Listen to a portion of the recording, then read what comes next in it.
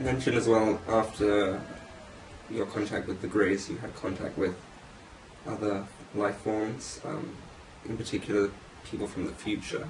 Right. Can you maybe describe a little bit about what they look like? Is there more... Have we evolved within the next few hundred years? And yes, I have had interaction with near future human beings. What I mean by near future is within maybe 500 years. And in interesting ways. One scenario, I was at a, okay, first let me set the stage, and this can be in the interview. I'm very guarded about revealing my latest interactions with these non-human beings or near future or far future human beings, because I don't want them to stop. I don't want to let the cat out of the bag, so to speak. So sometimes I'll take a year or 2 years to come public with some of these interactions, which this one I'm going to come forward with because it was neat.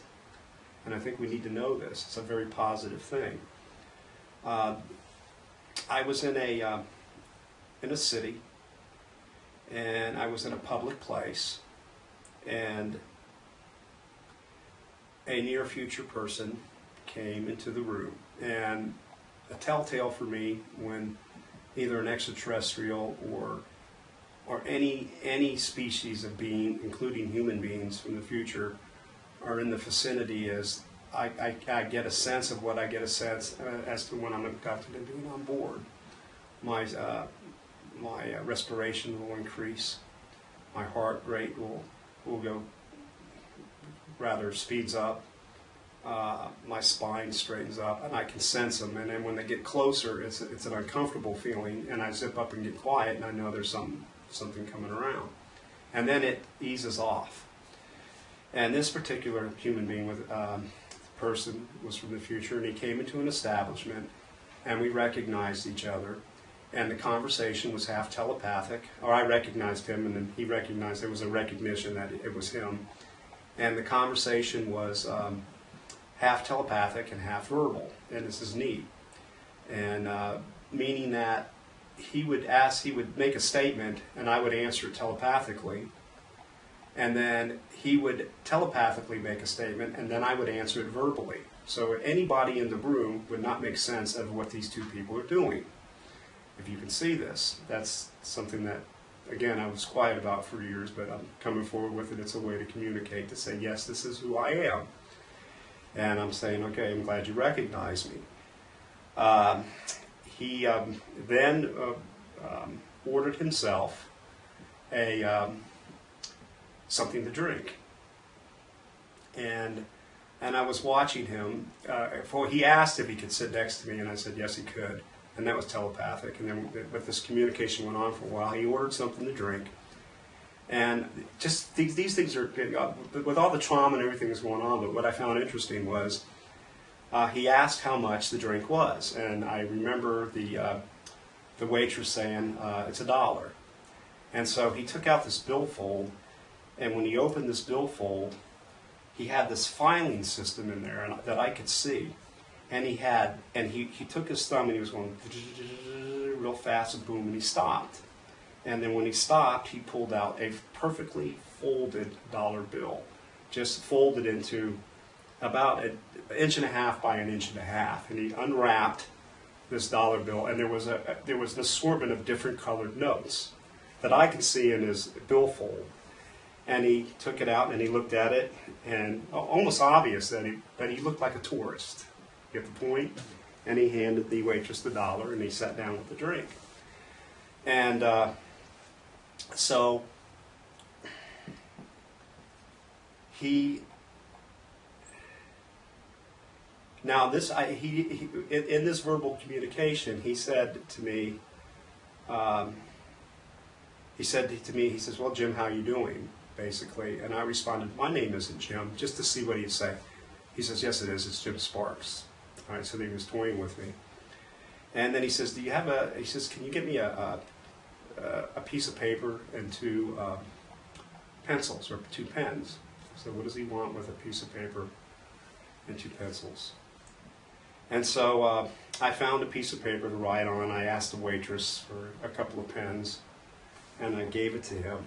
He took the piece of paper, and with his left hand, he started to write my name in block lettering, and with his right hand, my first and last name in block lettering, from left to right and from right to left with both hands at the same time, only rather fast or speedy. And then when he came to the next two lines, he wrote them in cursive writing backwards.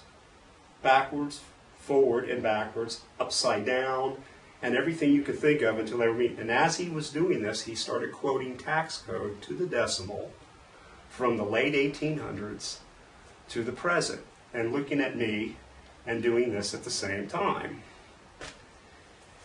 And the gist of the visit was, yes, I'm approximately 300 or so years into the future, and yes, we are technologically enhanced.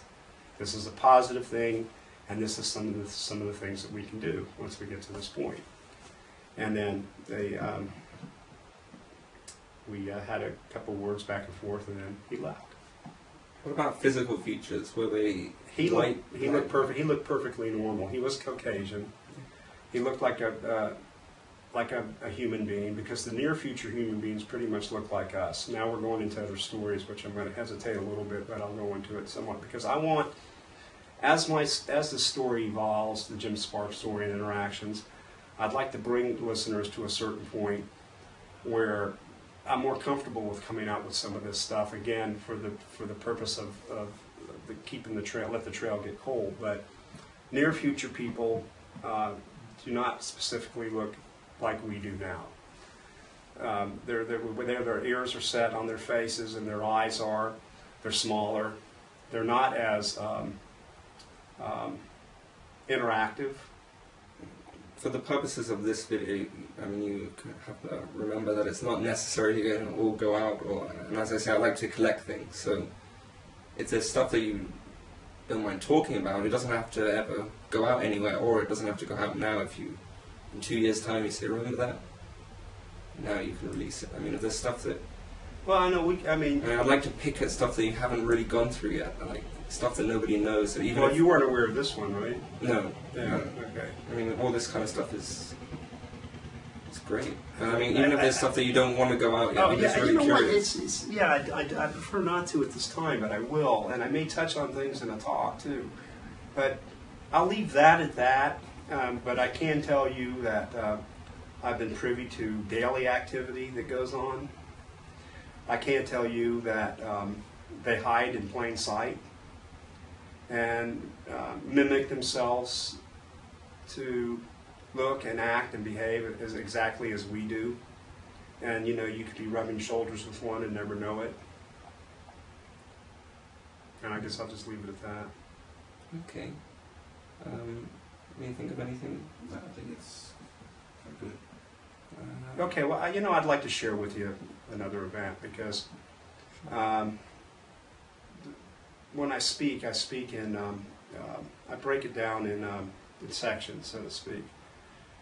When I do a lecture, I bring an audience to a certain understanding, and then I come back and I do another lecture, and I pick up from there. I expound again somewhat in the beginning part for those who haven't been there before, and so it brings it in stages and steps, so it's just better. So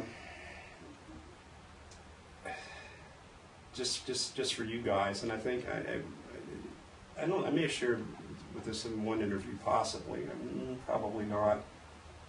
But they periodically, I'll just touch on it a little bit.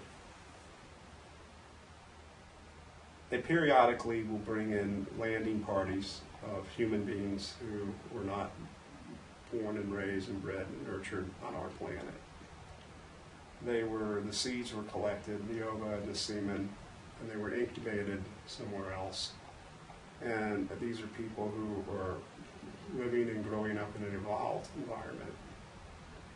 And they'll bring them here so they can, for the purposes of intermingling with what they are as human beings, grassroots, their history, what they're a part of, and they bring these people here to Earth, and they'll bring them to